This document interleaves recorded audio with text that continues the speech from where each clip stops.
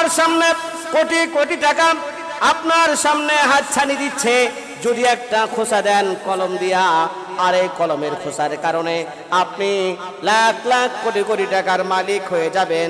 আপনি মুহূর্তের ভিতরে রবের ইশারা, রবের হুকুমের দিকে তাকালেন। রব তো আমাকে সব সময় আমাকে দেখতেছে, আমি কি করি আর না করি সব টোটাল খবরগুলো আমার আল্লাহ আমার কাছে রাখতেছে, আমার থেকে রাখতেছে। সুতরাং এই টাকাগুলো আমার নেওয়া যাবে না, দুনিয়ার জমিন ছাড়তে হবে, আল্লাহর আদালতে আমাকে আসামি হতে হবে। আপনি ওই কঠিন কিয়ামতের বিচারের দিনে তাকাইয়া আপনার কোটি টাকার একটা সাইন আপনি দিলেন না, মনে করলেন এই দুনিয়া ক্ষণস্থায়ী, আখিরাত হচ্ছে চিরস্থায়ী। আল্লাহর এই দুনিয়াতে আমি যতটুকুন সময় পাবো, যতটুকুন সময় থাকবো, আল্লাহ রাব্বুল আলামিন আমাকে যেন হালাল পথের উপরে উপার্জন করার তৌফিক দান করে। আপনি এই বলে টাকাটা দূরে সরায় দিলেন। মুসলমান ভাইরা আমার, ওইটা হলো আপনার জন্য আর এক প্রকারের জিহাদ। কোন সুবহানাল্লাহ। উত্তম জিহাদ হচ্ছে এই পৃথিবীতে আল্লাহর দিন কায়েমের জন্য যারা লড়ে যাচ্ছে, প্রাণপণ লড়ে যাচ্ছে, স্ত্রীকে বিধবা করছে, সন্তানকে ইয়াতীম করছে, ঘর ছেড়েছে, বাড়ি ছেড়েছে, রাতের পর রাত ঘুম হারাম করে দিয়েছে। এর বাস্তব নমুনা বাংলাদেশে আমি আপনার আজকে দুইটা ঘটনা উদাহরণ দেব। এই যে আল্লাহ আয়াতের ভিতরে বলেছে ওয়াজাহিদু ফিল্লাহি হাক্কা জিহাদে, এই যে জিহাদ তৎকালীন সময়ের জিহাদ মিল আছে।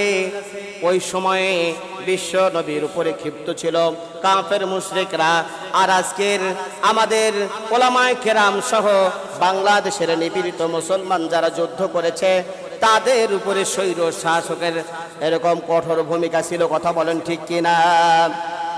মুসলমান ভাইয়েরা আমার, এই যে যুদ্ধ জিহাদের কথা আল্লাহ রাব্বুল আলামিন বললেন, মুসলমানদের জিহাদ হয়েছে কি হয় নাই? এমনি ভাবে জিহাদ হয়েছে। জিহাদের পরে আবার আল্লাহ রাব্বুল আলামিন ওই দুনিয়ার জমিনে ওই আল্লাহর দিন এই জমিনে প্রতিষ্ঠিত হয়েছে। জিহাদ ছাড়া কোনো দিন প্রতিষ্ঠা করা সম্ভব না। কথা বলেন সম্ভব? এই যে 2024 সালের 5ই আগস্টে আমরা নতুন স্বাধীন পেলাম, এই স্বাধীনের আগে 18ই জুলাই এই দিনটা আরো ভয়াবহ দিন গিয়েছে। কথা বলেন ঠিক কিনা? যারা লাইভ দেখেছেন কিংবা যারা সরাসরি সেই জায়গাগুলো উপস্থিত ছিলেন, মুসলমান ভাইরা আমার খুব মনোযোগ সহকারে শুনবেন। আল্লাহ বলে দিলেন জিহাদ করো, বাতিলের বিরুদ্ধে জিহাদ করো, তাগুতি শক্তির সামনে জিহাদ করো, জালিম বাদশার সামনে। কারণ হচ্ছে তারা দিন প্রচার থেকে যারা বিরোধিতা করে, কোরআন আল্লাহর দিনকে দুনিয়ার জমিন থেকে হটায় দিতে চায়, ওলামায়ে কেরামকে যারা দুনিয়ার থেকে নিচ্ছিন্ন করতে চায়, তাদের বিরুদ্ধে জিহাদ করো। আল্লাহর এই জমিনে তো আল্লাহর এক বান্দা নাম হলো খোবাইব, মাদ্রাসার ইফতা পড়ুয়া ছাত্র,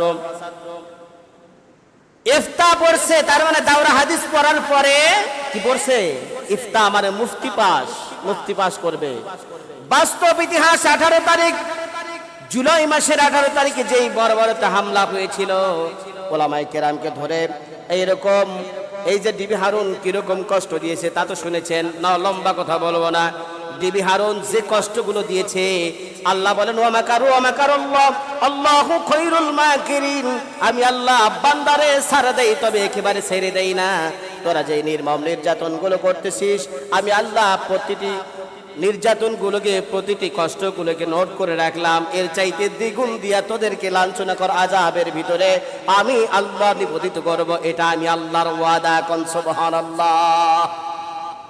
এই যে ডিবি হারুন, এখন তার নাম ডিবি হারুন নাই, 3 ইঞ্চি হয়ে গেছে। কয় ইঞ্চি? ওর নামই হয়ে গেছে 3 ইঞ্চি। তার মানে ওলামায়ে কেরামকে ডেকে নিয়ে উলঙ্গ করে, তার গোপনাঙ্গ দেখে লাঞ্ছিত করে, বেইজ্জত করে এই দুনিয়ার জমিনে আলেমদেরকে পেশ করেছে। আল্লাহ কি এটা ছেড়ে দেবে? আল্লাহ তো উলামায়ে কেরামের আব্রু আর ইজ্জতকে হেফাজত করেছেন। কিন্তু বেটা তুই, গোটা বিশ্ব জানে ডিবি হারুন আর হারুন নেই, ডিবি হারুনের নাম হয়ে গেছে মাত্র 3 ইঞ্চি। কেমন লাঞ্ছনা করা যাক! কোথায় আজকে, কোথায়? এই যে খোবাইব মাদ্রাসার একজন ছাত্র ডিবি হারুনের নির্দেশে পুলিশ বাহিনী দিয়ে, পেটুয়া বাহিনী দিয়ে বিবি হারুনের নির্দেশে একজন মাদ্রাসার ইফতা পড়ুয়া ছাত্র, নাম হচ্ছে খোবাইব ইবনে রহমান। এই খোবাইব ইবনে রহমান ঢাকার কাজলাতে লেখাপড়া করে। যাত্রাবাড়ি এলাকাতে যখন তিনি এই ছাত্র আন্দোলন ও বৈষম্য বিরোধী ছাত্র আন্দোলনে যোগ দিল, মুসলমান ভাইরা আমার, আজকে আয়াতে কারিমার সঙ্গে তৎকালীন যুগের আমি ইতিহাস বলার জন্য আসি নাই, ঐতিহাসিক প্রেক্ষাপট সামনে উপস্থাপন করে জাতিকে সচেতন করাই হচ্ছে আমার কাজ। কথা বলেন ঠিক কিনা? কারণ 15টি বছর আমরা ইতিহাস পড়েছি, শুধু ঐতিহাসিক প্রেক্ষাপট বাস্তবে দেখতে পারি নাই। এই যে 2024 সালে ঐতিহাসিক প্রেক্ষাপট আমাদের সামনে জল করে ভেসে উঠেছে, তার মানে বোঝা যায় দেশের মানুষগুলো ঈমান থেকে দূরে নাই। যারা ঈমান থেকে দূরে যাওয়ার জন্য প্রস্তুতি গ্রহণ করেছিল, তারাই জনগণ থেকে দূরে চলে গেছে। তার মানে বোঝা যায় বাংলাদেশের মানুষের অন্তরে ঈমানি চেতনা জেগে উঠেছে। আল্লাহ রাব্বুল আলামিন জাতির ঈমানি চেতনা জেগে ওঠায় ওই ঈমানিওয়ালা মানুষগুলো আল্লাহর কোরআনকে আল্লাহর সংসদে বসাবে। কথা বলেন ঠিক কিনা? ওই যে খোবাইব মাদ্রাসার ছাত্র, ওই মাদ্রাসার ছাত্র আগের দিন মায়ের কাছ থেকে বিদায় নিচ্ছে, মা যা খাবার আছে আমারে দাও। কি করবা বাবা? বৈষম্য বিরোধী ছাত্র আন্দোলনে প্রতিদিন যায়, আমার যেন কেমন মনে হচ্ছে মা, আগামী কালকে আমি যদি যাই আমার মনে হয় আর ফেরত আসবো না। আল্লাহু আকবার বলেন। মুমিন ব্যক্তির কিছু সিমটম আছে, সে ব্যক্তি আগে বুঝতে পারে যে আমার সামনে কি ঘটতে চলেছে। আল্লাহু আকবার। এটা মুমিন ব্যক্তিকে আল্লাহ সুবহানাহু ওয়া তাআলা একদম পার্সোনালিটি করে তাকে বুঝাই দিয়েছে, তোমার সাথে এটা করতে পারে, সে বুঝতে পারে। মার কাছে বিদায় নিলেন, মাকে ডাকতে বলছেন, মা আমি যদি দুনিয়ার থেকে শহীদ হয়ে যাই তোমার কি কষ্ট লাগবে? মাও কেমন ওয়ালা সন্তান, কারণ সমস্ত মা, ওই মায়ের 5টা সন্তানই মাদ্রাসায় লেখাপড়া করে। সুবহানাল্লাহ বলবেন না? বাবা মাদ্রাসার বড় একজন শায়খুল হাদিস। আল্লাহু আকবার বলেন। এই যে খোবাইব মার কাছে বিদায় নাই, মা ডাকতে বলছেন, বাবারে তুমি একটা খোবাইব কেন?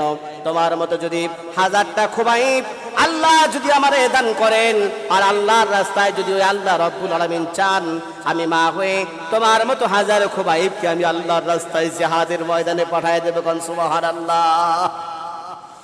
মায়ের কথা শুনে খোবাইব ডাকতে বলতেছে, মা আমার তো মনে হচ্ছে বিশ্বনবীর কলিজার টুকরা সাহাবী হযরতে খোবাইব রাদিয়াল্লাহু আনহু, যার নামের সাথে নাম মিলায়া আমি খোবাইবের নাম রেখেছো, ওই খোবাইবকে কাফের মুশরিকরা যেরকম নির্যাতন দিয়া আঘাত দিয়া দুনিয়ার জমিন থেকে শহীদ করেছিল, আমার তো মনে হচ্ছে মা ওই রকম দিন এসেছে, ওই রকম কষ্ট আযাব আমার ভোগ করা লাগবে। মা তুমি কি সহ্য করতে পারবা? মা চোখের পানি না ছেড়ে মুখে হাসি নিয়া বাবা সন্তানকে কোলে নিয়া বুকের ভিতরে জড়াই ধরে ডাক দেয়া বলছে, মুখে চুমু দিয়ে, বাবারে ছোট্ট কালে প্রসব বেদনার যন্ত্রণা যখন ভারী হয়েছিল, যখন কোনো কিছু বুঝতে চেষ্টা করতেছিলাম না, তুই যখন দুনিয়াতে আসলি চেহারা দেখে আমার মুহূর্তের ভিতরে প্রসব বেদনার ছটফটটা ভুলে গেলাম। সেই সন্তান তুই যখন মাদ্রাসায় হাফেজ হলে, মাওলানা হলে, যখন ইফতা পাস করার জন্য ইফতাখানায় ভর্তি হলে, আমার কলিজাটা বড় উৎফুল্ল হয়েছে, সকল সাধনা পূর্ণ হয়েছে, হাফেজ হয়েছিস, আলেম হয়েছিস, ইফতাও করতে যাচ্ছিস। একটা সাধনা হলো আমার একটা সন্তান যদি আল্লাহর কাছে শহীদ মর্যাদা লাভ করে, কঠিন কিয়ামতের আদালতে কিচ্ছু পায় আর না পায়, আল্লাহর কাছে একটা জিনিস যেন পাইতে পারে, সেই জিনিসটা হলো আমি যেন কঠিন কিয়ামতের আদালতে শহীদের মা হিসেবে আল্লাহর কাছে বিবেচিত হয়। কোন সুবহানাল্লাহ। আমাকে শহীদ করে সেই মিছিলে শামিল করে নিও। আমিন বলেন। আমাকে শহীদ করে সেই মিছিলে শামিল করে নিও। যে মিছিলের নেতা আবু বকর, যে মিছিলের নেতা আমির হামজা, খোবাইব খাব্বাব, খোদার ছিল যারা অতি প্রিয় শামিল করে নিও, আমাকে শহীদ করে সেই মিছিলে শামিল করে নিও। এটা আল্লাহু আকবার বলবেন না? ওই শহীদদের মিছিলে আমরা কি পড়তে চাই? তাহলে আল্লাহর আইনের দিকে তাকান।